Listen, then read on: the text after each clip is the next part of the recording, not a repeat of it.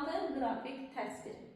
Gəlin müəllimlər, diqqətlə qulaq asaq. Görək, məlumatın qrafik təsviri deyəndə nə başa düşürük? Məlumatın qrafik təsviri nədir? Deməli, müəllimlər, ümumiyyətcə məlumatın qrafik təsviri dedikdə, hər hansı bir məlumatın hazırlanmasından əvvəl kağızda onun təsviri çəkilir. Bu təsvir hansılardır? Məlumatın qrafik təsvirinin 3 dənə növü var. Birinci, texniki təsvir. İkinci, eskiz. Üçüncü, çertyoş. Gəlin görək, texniki təsvir, eskiz, çertyoşu bir-birindən necə seçə bilərik? Müəllimlər, diqqətiniz məndə olsun. Texniki təsvir deyəndə məlumatın həcmli, 3 tərəfli təsviridir. Texniki təsvir arasında, yəni tərəflər arasında nisbət nəzərə almaqla lazımi ölçülər və məlumatın materialı göstərilməklə əldə yerinə yetirilir. Gəlin görək, texniki təsvir deyəndə həcmli təsvir necə? Tərəflər arasında nisbət nəzərə alınmaqla, ölçülər göstərilməklə əldə yetirmək deyəndə nə başa düşürük? Müəllimlər, bu gördüyünüz texniki təsvirdir. Texniki təsviri hal-hazırda diqqətlə baxın. Neçə tərəfdən görürsünüz? 1, 2 və 3. Demək, həcmli 3 tərəfli təsvirdir. Düzdürmü? Demək, 3 tərəfli təsvirdirsə, müəllimlər, 3 tərəfli təsvirdirsə, bu 3 tərəfli təsvirdə nisbət nəzərə alınmaqla, tərəflər arasında nəzərə alınmaqla, deməli, bunun texniki təsvirin nəyi var? Tərəfləri var. Və tərəfləri olduğuna görə deyilir ki, texniki təsvir həcmli, 3 tərəfli təsvirdir. Tərəflər arasında nisbət nəzərə almaqla, ölçülər göstərilməklə əllə yerinə yetirilir. Amma eskiz deyəndə, eskizi neçə tərəfdən görürük müəllimlər? Bir tərəfdən, bəli. Eskizdə necədir? Nisbət nəzərə almaqla və ölçülər göstərməklə.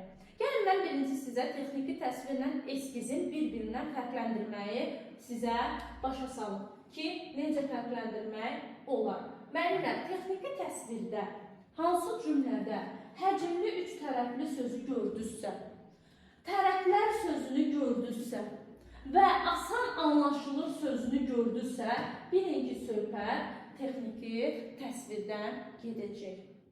Baxın, 3 tərəfli, həcmli, düzdürmü? Həcmli, 3 tərəfli, tərəflər arasında nisbət nəzərə almaqla. Niyə görə tərəflər arasında deyilik, müəllimlər, bilirsiniz, niyə görə 3 tərəf var? Ümumilikdə texniki təsvir özü asan anlaşılır. Asan anlaşılmasının xüsusiyyəti bilirsiniz nədir?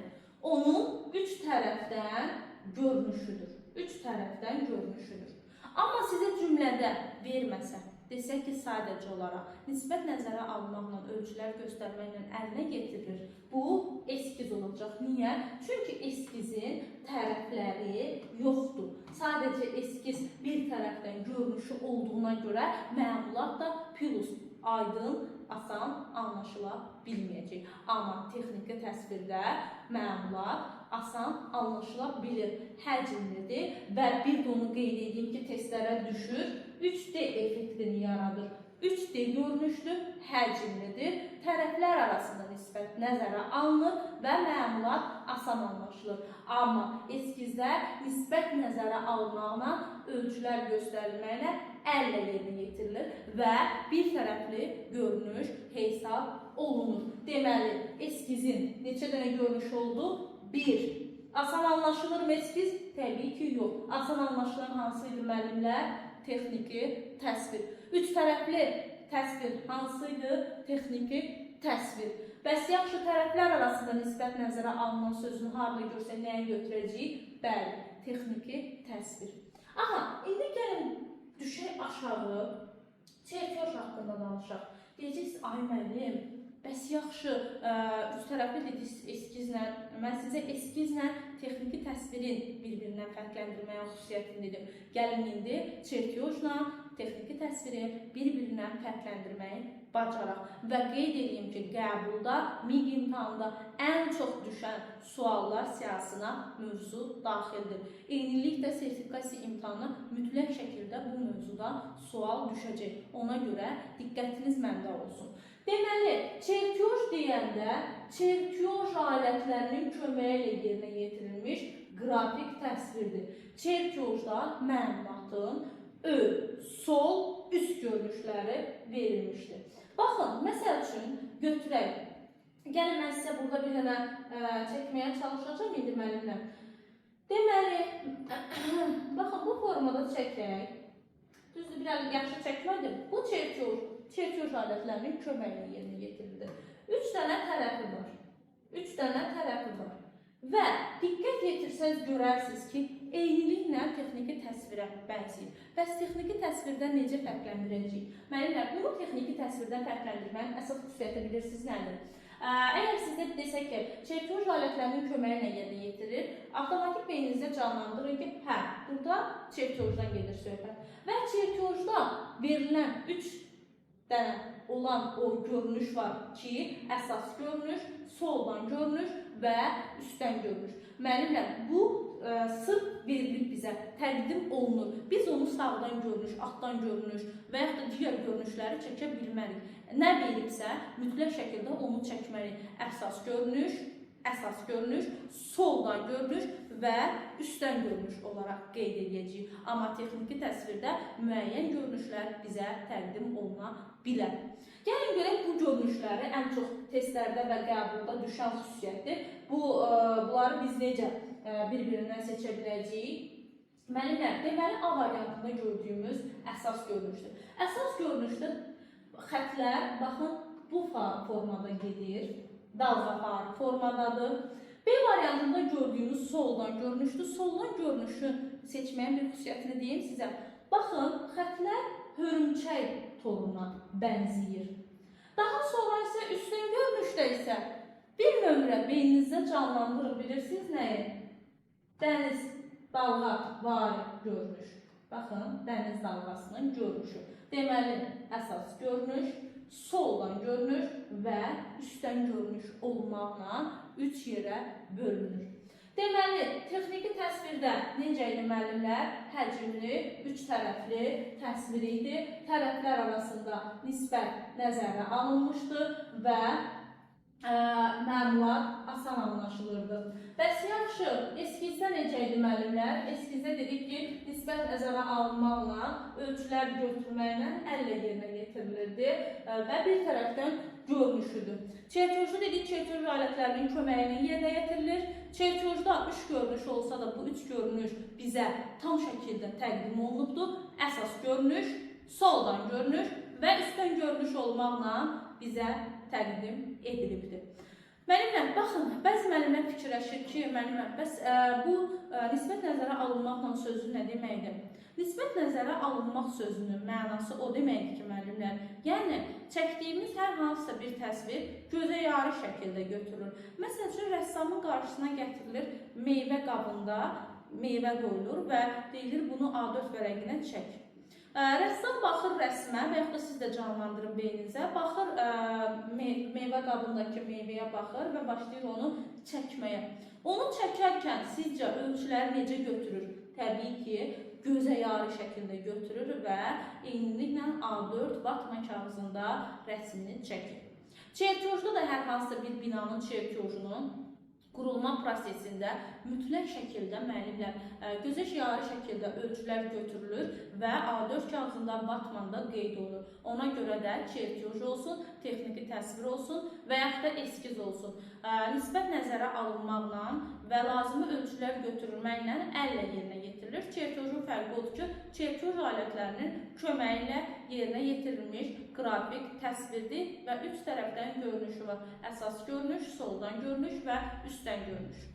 Daha sonra müəllimlər, deməli texnologiya fənnində 5 dənə xəttimiz var. Bu xəttlər hansılardır?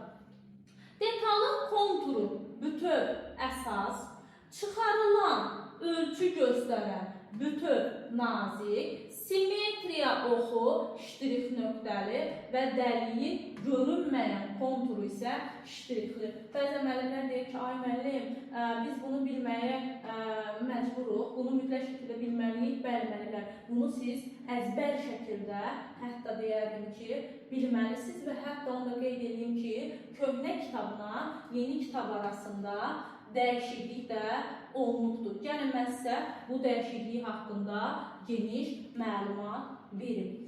Deməli, müəllimlər, köhnə kitablarda deyir ki, dedik 5 dənə xəttimiz var, detalın konturu bütöv əsr. Yeni kitablarda adı dəyişildi, oldu ştrix nöqtəli. Mütləq şəkildə bunu nəzərinizdə saxlayın. Deməli, detalın konturu bütöv əsas. Çıxarılan və ölçü göstərən bütöv nazik. Simmetriya oxu ştrix nöqtəli və dəliyin görünməyən konturu isə ştrixli formada qeyd olunur və bizə bildirilir ki, həmən hissə var, amma təsvirdə qeyd olunmuyubdur. Daha sonra keçirik müəllimlər. Gəlin görək, xəttlər haqqında məlumat verdik. Bəs yaxşı, çerkojda ölçülər nə ilə götürülür? Müəllimlər, yadda saxlayın ki, çerkojda ölçülər, ümumiyyətlə texnologiya fənnində ölçülər %80% millimetrlə götürülür.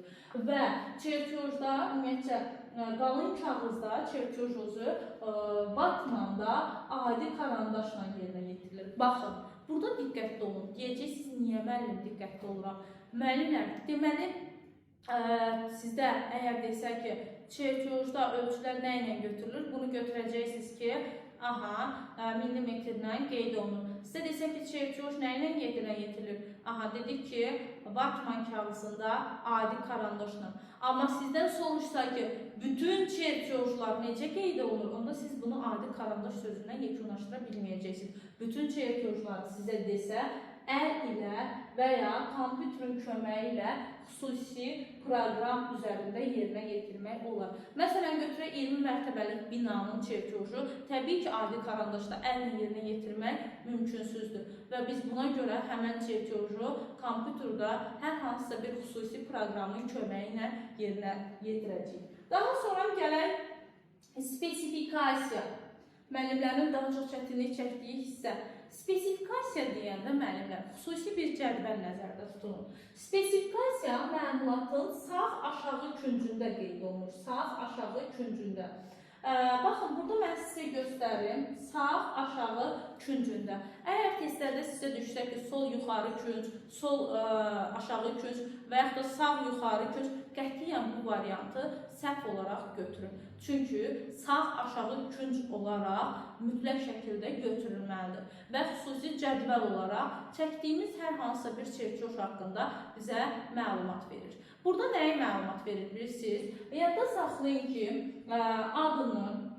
daha sonra adını, miqyasını və materialını.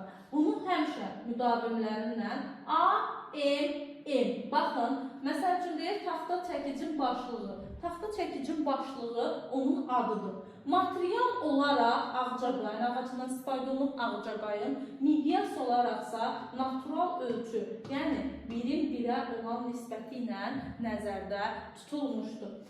Daha sonra gəlin bizə coğrafiya fənnindən inteqrasiya olunmuş miqyas. Miqyas nədir? Miqyas həqiqi ölçü deməkdir. Miqyas, ümumiyyətlə yadda saxlayın ki, məsəl üçün, hər hansısa bir təsvirin, həqiqi ölçünün neçə dəfə böyüdüldüyünü və kiçildildiyini göstərən həqiqi ədəddir. Miqyas 3 formada olur müəllimlər. Deməli, miqyas 3 formada olur. Böyük miqyas var, kiçik miqyas var, bir də natural ölçü var. Baxın müəllimlər, bunu seçməyin ən kreativ yolunu sizə deyim. Böyük miqyasla kiçik miqyası, baxın, 1-in 2-yə nisbəti, 1-in 4-ə nisbəti, 1-in 5-ə nisbətidir, düzdürmü? Bir də var 2-nin 1-ə nisbəti, 4-ün 1-ə nisbəti, 5-in 1-ə nisbəti bu formadadır. Müəllimlər, deməli, birinci rəqəmimiz, əgər bizim birinci rəqəmimiz böyük gələrsə, bilin ki, miqyas böyük. Birinci rəqəmimiz kiçik gələrsə, bilin ki, miqyas kiçilir. Baxın, 1-in 2-yə nisbətində birinci rəqəm nədir? Kiçikdir, düzdürmü? Bu zaman yadda saxlayın ki, miqyas kiçilir.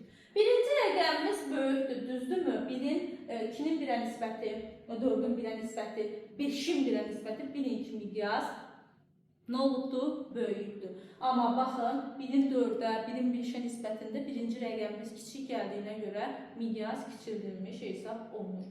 Baxın, məsələn, bir də var natural ölçü. Natural ölçü 1-ə 1 öz ölçüsü nəzərdə tutur, 1-in 1-ə nisbətidir. Bu, 2-nin 2-yə nisbəti ola bilməz, dəyişə bilməz. 1-in 1-ə olan nisbəti olaraq qalacaqdır.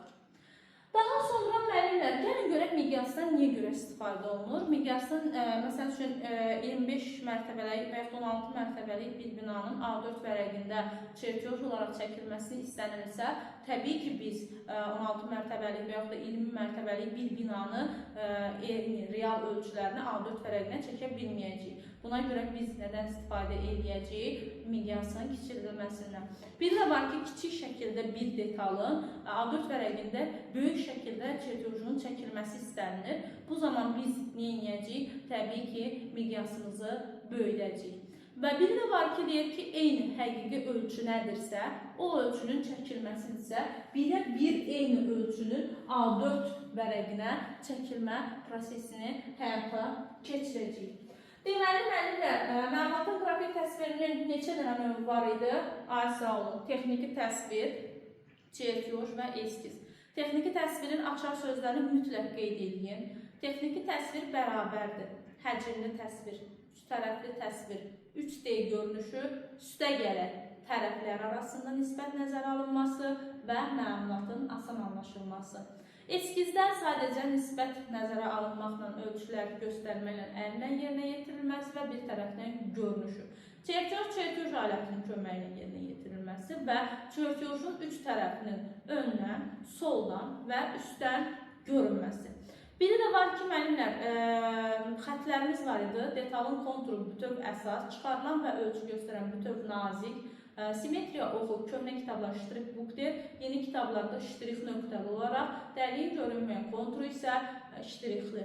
Daha sonra dedik, bütün texnologiyada çertyojlar millimetrlə çəkilir, adi karandaşla çəkilir, vatman kağıdı. Bütün çertyojlar nəzərdə tutursa, bu zaman kompüterdə xüsusi proqramın köməyi ilə. Spesifikasiya nə idi müəllimlər? Xüsusi bəli, cədvəli idi. Spesifikasiyanın dedik ki, biz sağ aşağı küncündə AMM ardıcıllığı adı, miqyas və materialı qeyd olunur və bir də miqyas dediyi həqiqi ölçü idi. Böyük miqyas, əgər birinci rəqəmimiz böyük gəlirsə, məsəl üçün 2-nin 1-ə nisbəti bu böyükdür. Kiçik miqyasda 1-in 2-yə nisbəti 1 kiçikdir və birinci rəqəm kiçik gəlirsə kiçik, natural ölçü isə 1-in 1-ə olan nisbətidir. Mütləq şəkildə bunu yadımızda saxlayaq müəllimlər və qeydlərinizi aparmağı unutmayın. Çox sağ olun, mənə qulaq asdığınıza görə təşəkkür edirəm. İnşallah gələn dərsimizdə görüşənədək salamat qalın.